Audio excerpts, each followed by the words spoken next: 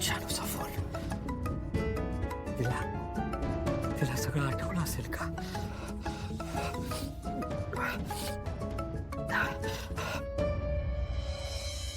बोल शानवी. विश्वा, तू एक नंबरचा वाईट मित्र आहेस. मला ना तू अजिबात आवडत नाहीस आणि मला असं वाटतंय की तुला ना आपल्या मैत्रीची किंमतच नाहीये. शानवी अगं पण हे बघ, पण काही नाही. विश्वा, तू मला प्रॉमिस केलं होतंस की तू माझ्या लग्नाचं गिफ्ट मला माझ्या लग्नाच्या आधीच देशील. कुठे आहे माझं गिफ्ट? शानवी मी देणार होतो तुला गिफ्ट, पण नाही, पण काय बोल ना. नाही, मला वेळ नव्हता हेच सांगणार आहेस ना तू आता. विश्वा, तुला माहितीये घरी माझ्या लग्नाची किती गडबड सुरू आहे आणि मी तुला हेही सांगितलं होतं की विश्वा, तू माझ्या लग्नातल्या प्रत्येक कार्यक्रमाला मला हवायस. पण तू आलास का? नाही. आज माझा हळदीचा कार्यक्रम होता, तिथेही तू नव्हतास. तुझं काय चाललंय विश्वा? अचानक कुठेतरी गायब होतोस, निघून जातोस. बरं, परत कधी येणार आहेस हेही सांगत नाहीस. नाही, मला सांग, तू का वागतोस असं? सांग ना. शानवी ऐक ना, मी काय म्हणतो. तू ना काही बोलूच नकोस विश्वा. हे बघ, मी तुला आधीच सांगितलं होतं माझ्या लग्नाला तू प्रेझेंट असणं हेच माझ्यासाठी खूप मोठं गिफ्ट आहे. पण नाही, तू माझ्या लग्नाच्या अर्ध्या कार्यक्रमांना तर नव्हतासच. पण जर का तू उद्या लग्नाला आला नाहीस ना तर बघ. आणि खरंच नाही आलो लग्नाला तर काय होईल? नाही करणार का लग्न? हे बघ विश्वा, हे तर पॉसिबल नाहीये. पण जर का तू उद्या माझ्या लग्नाला आला नाहीस तर मात्र एक खूप मोठी गोष्ट घडेल. कुठली शानवी?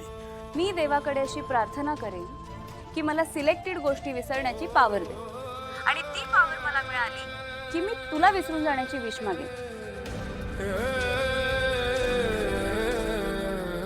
कारण तू माझा इतका चांगला मित्र असूनही माझ्याशी खूप वाईट वागलाय. साथ देण्याचं प्रॉमिस करून अचानक मध्ये कुठेतरी गायब झालेस आणि ते मला अजिबात आवडलेलं नाही. कळलं? मी येणार शानवी. मी येईन उद्या. कारण काय ना, देवाकडे तुझ्यावर मेमरी लॉस. रामबारी, प्रत्येक दिवसागणिक आपल्या हातातून वेळ निष्ठून चाललेला आहे. भावनाचा लवकरात लवकर काहीतरी बंदोबस्त केलाच पाहिजे आपल्याला. एक लक्षात ठेव, भावनाच्या बाळामुळे जर माझ्या संपतच्या जीवाला काही बरं वाईट झालं तिला तर मी सोडणार नाहीच. लक्षात ठेव रामबारी, वेळ तुलाही सोडणार नाही. म्हातारी स्वतः तर काही करत नाही, नुसतीच माझ्या नावाने बोंबा मारत असते.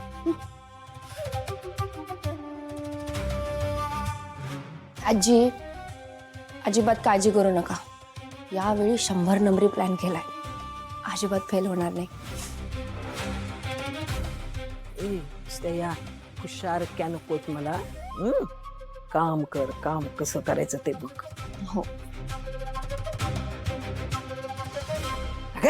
ए ताई, निऱ्या किती ओढतेस? साडी फेडतेस की काय? नाही हो आजी, हे घ्या, झाल्या तुमच्या निऱ्या.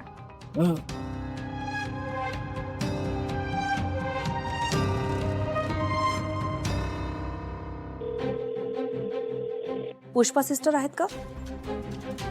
माझं तुमच्याकडे महत्वाचं काम आहे.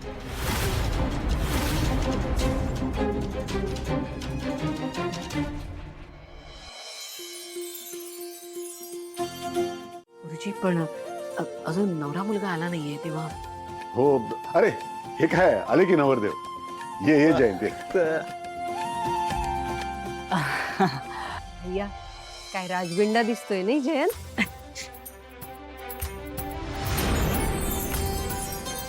जानचा होणारा नवरा. हो हो हो, छान दिसताय. थँक्यू.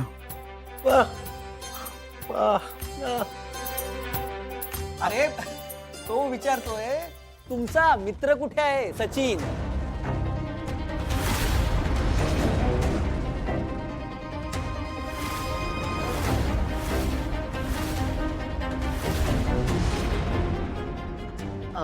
मुहूर्ताच्या वेळेपर्यंत पोहोचतील ना?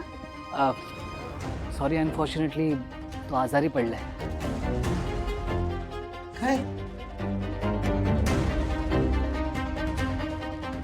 असं अचानक डॉक्टरांकडे वगैरे जाऊन आले ना? हो यस, डॉक्टरांकडे जाऊन आला तो. औषध पण घेतले त्याने, पण तोच म्हणाला की इथे फार दगदग होईल, म्हणून मी पण त्याला जास्त फोर्स केला नाही. मग मला सांगायचं ना, मी आलो असतो अरे घ्यायला. एकटा कशाला आलास?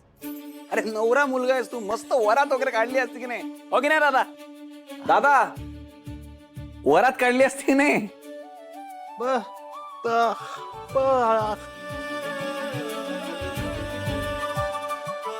अरे माहिती तू जानूच्या साईडने आहेस, पण नाचायला वगैरे तर आलाच असत ना वरातीत. हा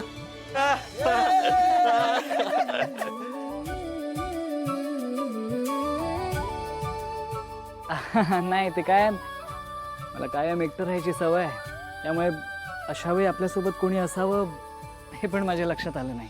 जयंतराव, आता पुन्हा कधी असं म्हणायचं नाहीये की तुम्ही एकटे आहात. अहो, हे अख्खं कुटुंब तुमचं आहे आता. हे बघ जयंत, आता एकटं राहायचं नाही. कुठलाही कार्यक्रम असला ना तरी आम्हाला सगळ्यांना बोलवायचं अगदी हक्काने. या बसा, औक्षण करते.